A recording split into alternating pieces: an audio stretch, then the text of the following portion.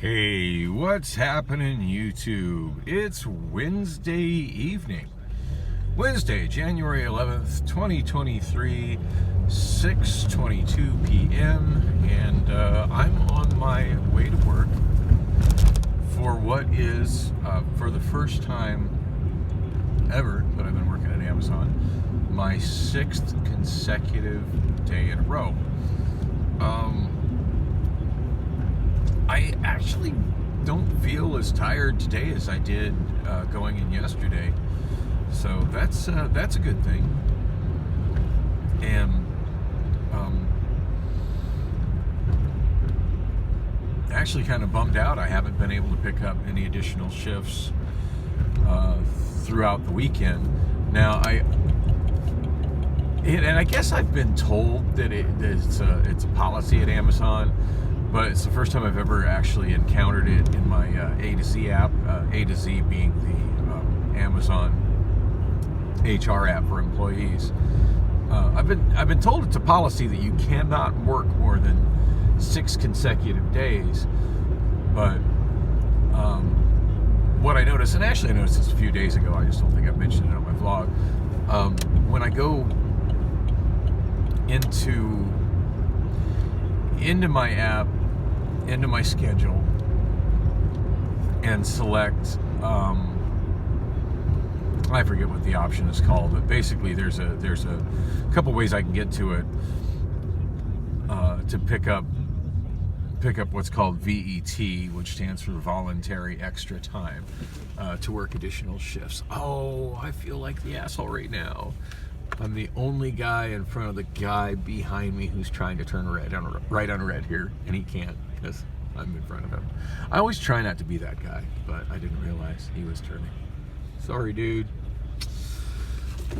Anyway, and of course now I'm sitting, well, no, there's traffic. Let's say now I'm sitting at a red light where there's no cross traffic, but because I was looking to the left and it's clear that there's still traffic coming from the right. Anyway, as I was saying, when I go to my the thing for additional shifts on Thursday. Now, even if I wasn't on 6 consecutive days, I don't think I would be able to pick up a shift anyway, because it looks like all the listed available shifts have additional reasons why I can't pick them up. Most of which being that they're reserved for Flex Associates only, which is basically part-time people at Amazon.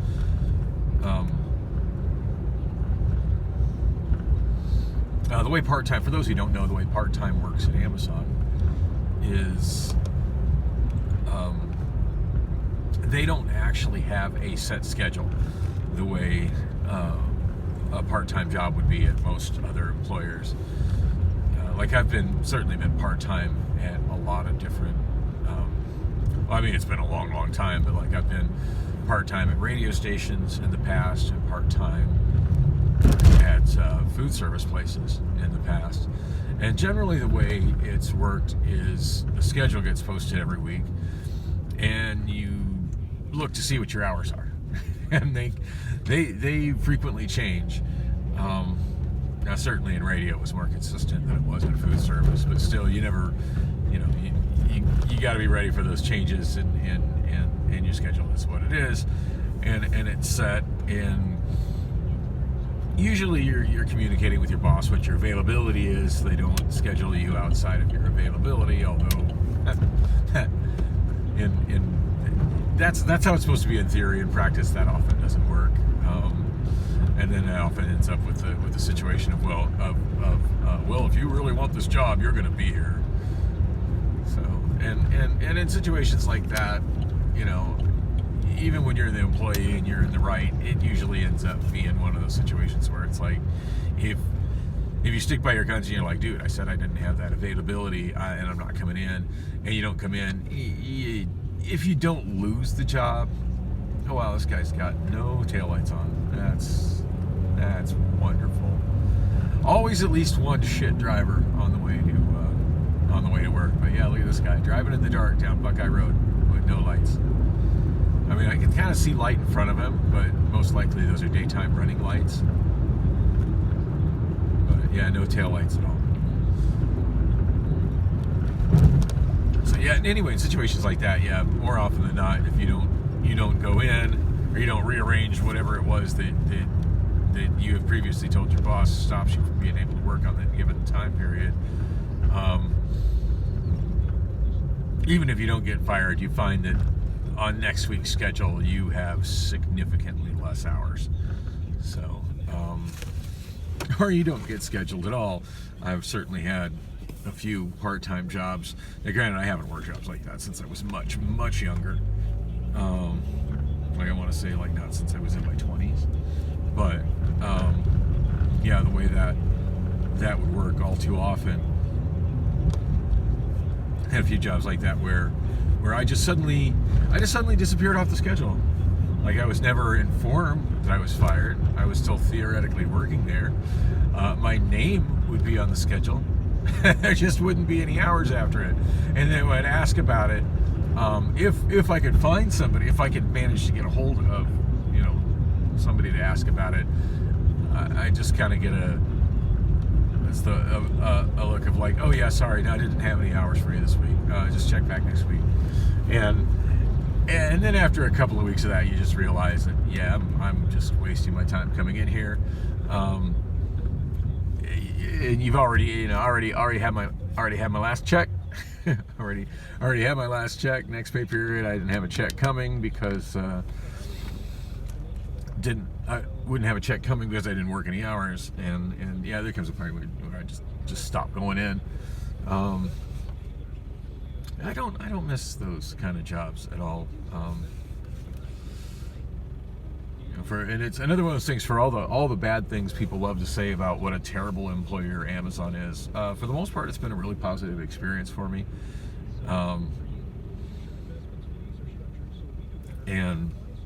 And yeah, at least Amazon doesn't. Never heard of Amazon doing anybody like that. For part-time people at Amazon, they basically have the A to Z app. And as I said, like these shifts, I can't take them because they're marked as flex or only. And they reserve a certain amount of shifts that they hold just specifically for their part-time people. And that's why they call it flex, is because you've got a flexible schedule. Basically, rather than being assigned a schedule, you open up the app and you pick out the shifts that you want. Which you can do like literally up sometimes until a half hour, an hour before the shift. Like, I'm bored. I think I'll go into work tonight. Click on it. I mean, I've even picked up shifts like that in the past as a full-time person. Picked up additional overtime shifts that way. Anyway, so when I checked to see if there were shifts available for Thursday, and granted this was a couple of days ago, Thursday being tomorrow, it's Wednesday right now.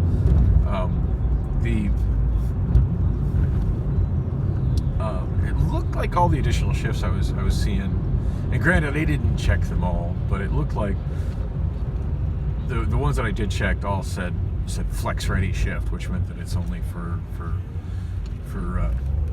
part-time people, not available for full-time people. But the thing, and I got sidetracked on this, but the thing that I saw for the first time in A to Z in the spot where you pick up additional shifts, listed under the reasons that I cannot accept these available shifts was I forget the wording, but something along the lines of exceeds maximum consecutive work days, or something like that.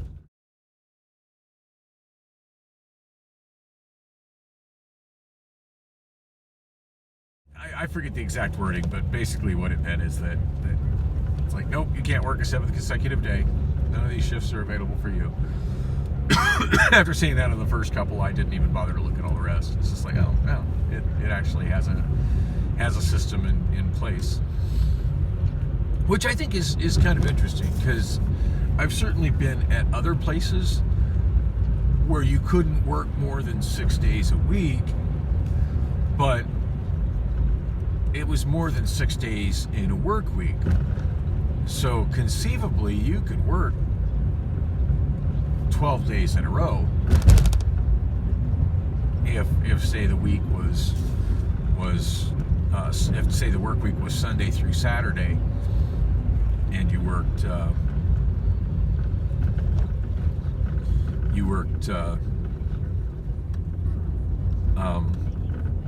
Monday through Saturday the one week, and then the following week you worked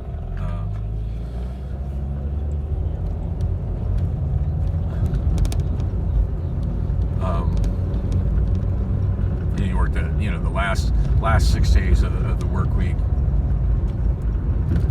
on one week, and then the following week you worked the first 6 days of the work week. You ended up with 12 consecutive days. So anyway, the Amazon app doesn't allow that. And speaking of the Amazon work week, I had mentioned earlier, in my vlogs last week, which of course I'm just getting around to uploading this week because I'm almost a week behind in uploading my vlogs right now. I had mentioned that I was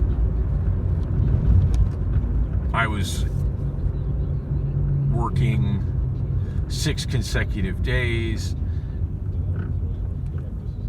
Actually, it was last week, because I was looking at the way. So I was looking at the app, and maybe I can bring it up on this red light here. Apps load so slowly on the Obama phone, and this thing is really on its last leg. Oh, there's the green left arrow. It's going to be changing soon. Some work. What?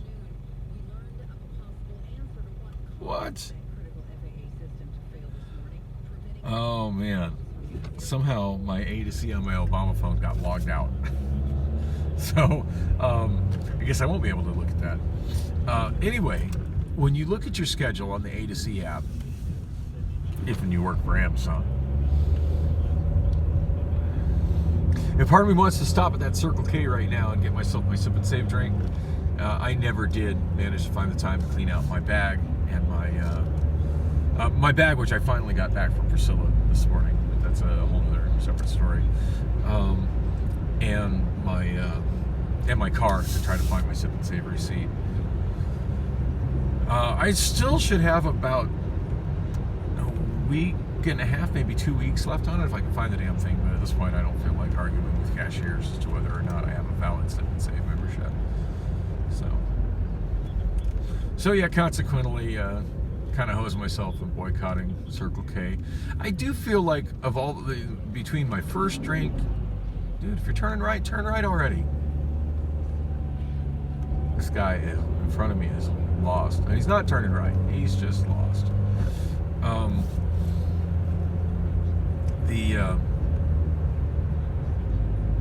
I feel like I got my $6 worth of drinks before I finally just got frustrated with them telling me I needed to renew my Sip and Save every time I went in to get one, and it being this awkward, drawn out thing where they eventually relented and let me have my drink.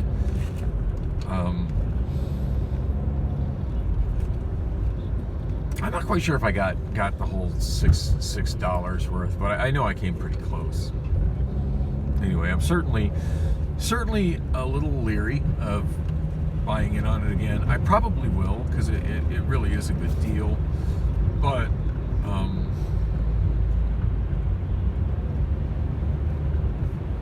yeah, I am definitely kind of leery on it now, and I will make sure that when I do it again, that I put that receipt in some very obvious location in my car where it's ready for me. I'm not sure where the location would be, but might literally tape it to the damn dashboard.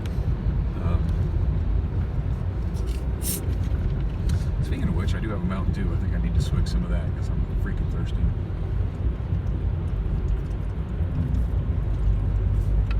By the way, basically taking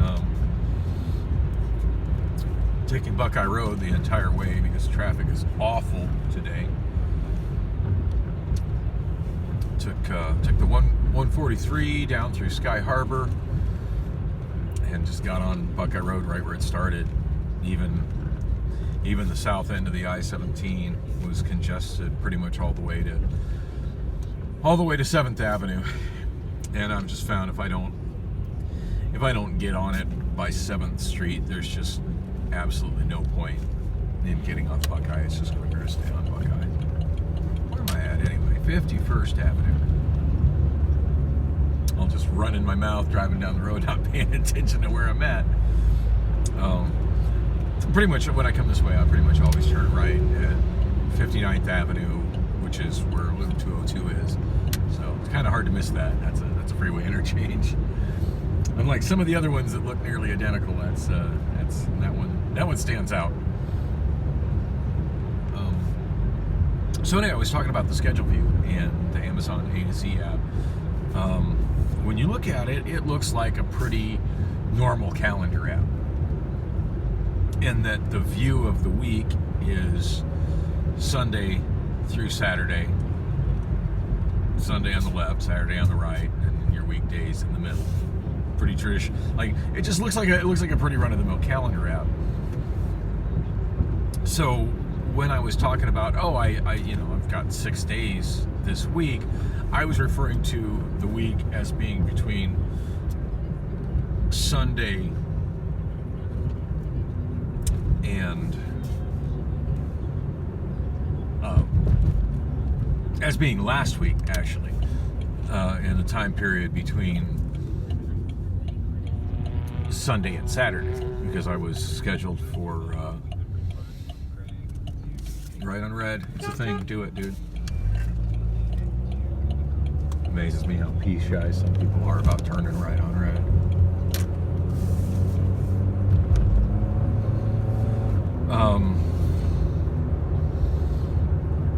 So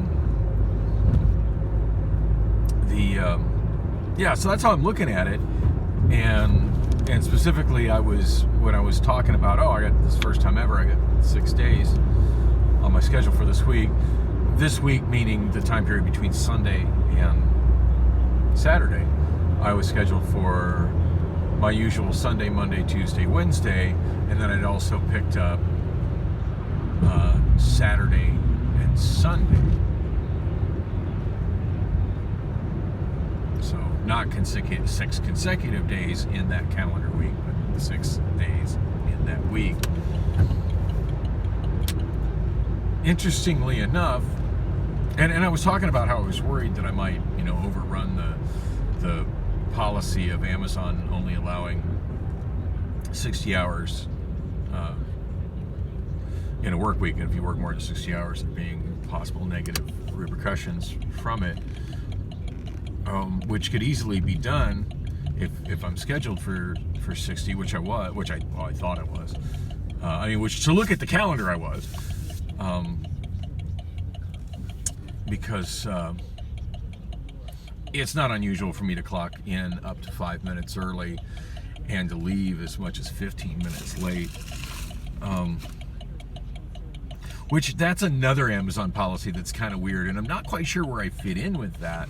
I've heard differing stories from, there are certain roles where you can clock in sooner than, generally speaking, tier 1 employees are not to clock in more than 5 minutes early and not to clock out more than 5 minutes late.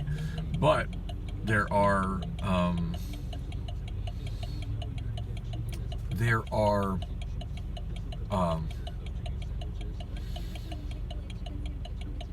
I think generally speaking, any what's called tier 3, which would be PAs, but then there's some other tier 3 support roles like people in learning and people in safety. I think also some people in quality.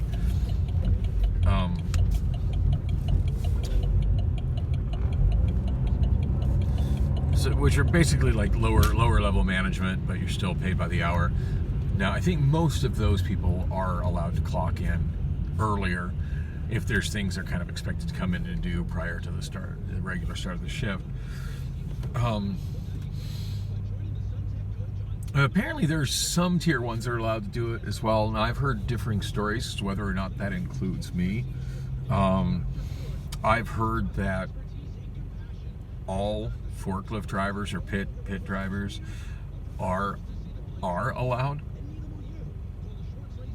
and clock in, and then I've heard that only specific ones that have been given permission are allowed to. I've certainly never been told by anybody, actually up until last night, I've never been told by anybody that I have permission. Anybody that's like a direct supervisor for me that I feel would be somebody qualified to tell me I have the permission. Although I've never clocked in more than 5 minutes early. I don't think. I don't know. I might have clocked in 7 minutes early one time just because I didn't realize that was the policy, and that's when I showed up. But I'm having to pay attention to my rearview mirror because the guy's not giving me a lot of space to merge in.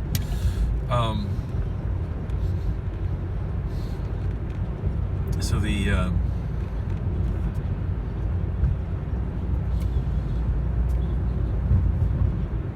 but yeah, I've had times where I've been later than 5 minutes clocking out.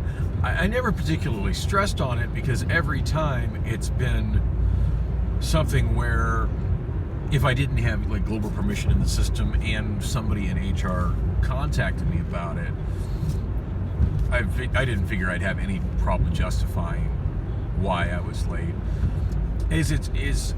Basically I'm as a forklift driver, especially an outbound forklift driver, I'm in a position where I have, especially an outbound forklift driver who is now also responsible for TDR. It's not like I can just walk away from my workstation and be done. Like there's just certain things that need to be a certain way before I can leave, and sometimes it takes depending on what's going on, it takes a little bit longer than the end of shift to get that handled. And then occasionally, like some things.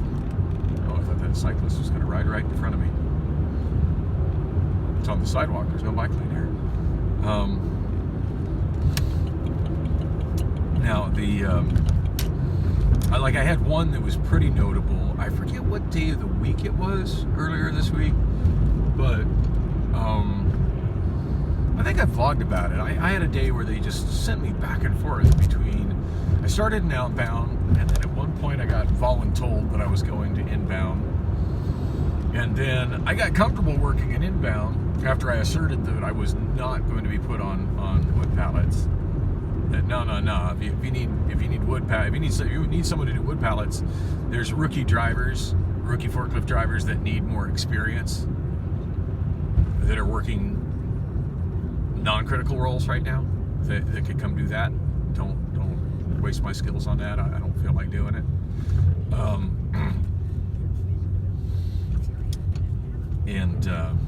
Which I'm not usually one to stand up for that, but like the last time I got sent to inbound, I got stuck on.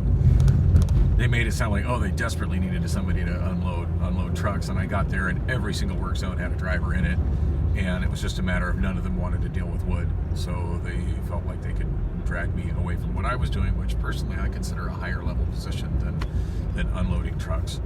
There's a lot more involved in loading trucks in terms of paperwork, and like I have scanner permission. Those guys have scanner permission, and plus I have TDR. The very few of them have TDR stuff, and generally speaking, inbound drivers don't TDR their own doors. Although when I was over there, I did. I closed them. I didn't open them because I don't have any way of knowing when they're ready to open when driving an inbound. So anyway, so yeah, I'm losing track where I was in this.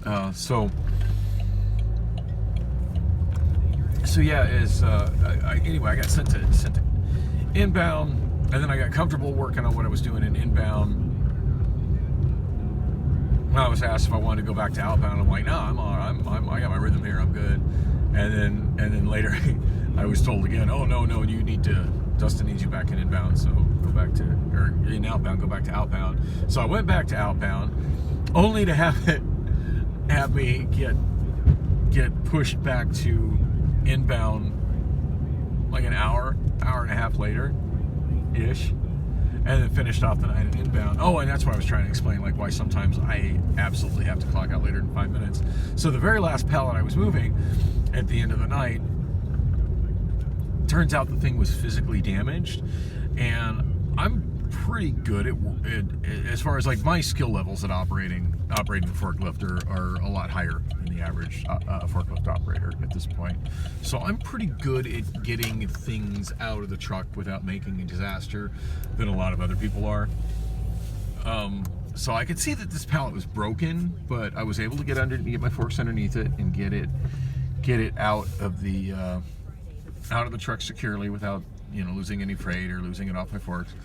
But when I got it, and I got it all the way out to the loading zone of where I would have optimally been putting it, and then as I was trying to let it down, I quickly realized that the damage to the underside of the wooden pallet, the actual physical structure of the pallet, was damaged to the point that if I took my forks out from under it, and this was a pretty tall pallet, I want to say this was probably about a 6 foot, maybe 7 foot tall pallet of goods. It was not very securely wrapped. That if I would have tried to take my forks out from under it, that not only would it have collapsed and come crashing down, but it would have collapsed and come crashing down on my forklift. So I basically had no choice but to, even though that was the time I really needed to be heading back to the Chargers if I was going to get clocked out in time, I literally had no choice but to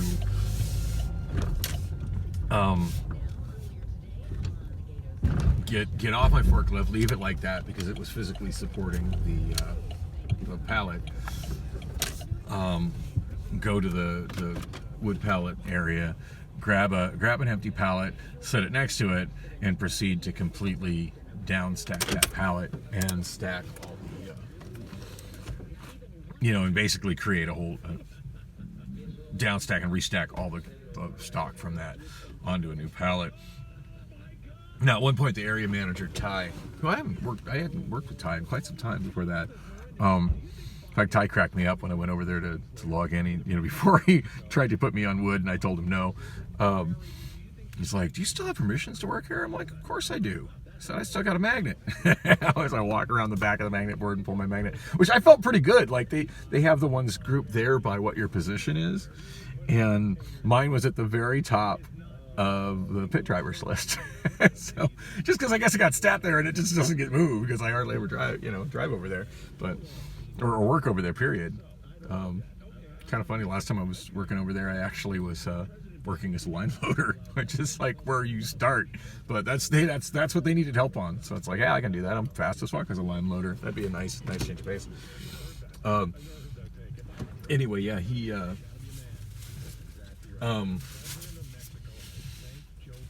anyway, yeah, so I ended up being kind of late on that. I kind of yelled at him. I was like, "Ty, can you please help me with this?" Because it would have made me like really late, had I done that whole thing. Because it was, like I said, it was a really tall pallet. There was a lot of stuff on it, and as soon as he saw what I was dealing with, he came over and he did help me.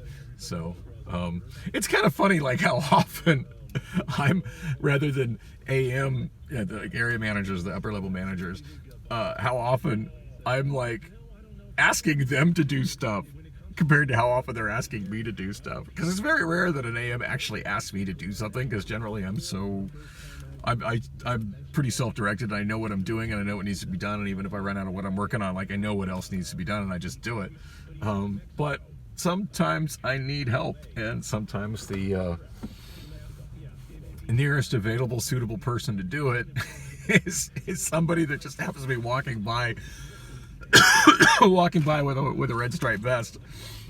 In fact, I asked I think he was an ops manager too. I don't even think he was a regular area manager. I think he was an ops manager. But I was getting ready, and he could have flipped the script on me and said, "Dude, you can't move that. That's a safety violation." He could have done that. But I was getting ready to, and at which point I would have been like, "Yeah, I was just hoping you could help me out so I wouldn't have to go waste time finding somebody else." But I was getting ready to move a pallet of some kind of heavy ass drinks with a pallet jack, and to be fair, if he was not walking down that aisle, I would have just slowly done it myself. I would have, even though I know it's probably over the weight of what safety wants a single person to move a pallet with a pallet jack. But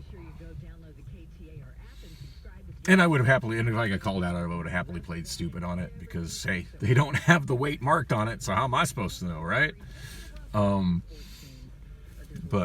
But yeah, he just happened to walk by. I'm like, "Hey, can I get you to push on this one until I get to the end of the aisle. He's like, wait, what? He seemed kind of bewildered that like some random T1 was asking him to do that. But it's like, yeah, I'm trying to get this back over there, and it's kind of heavy.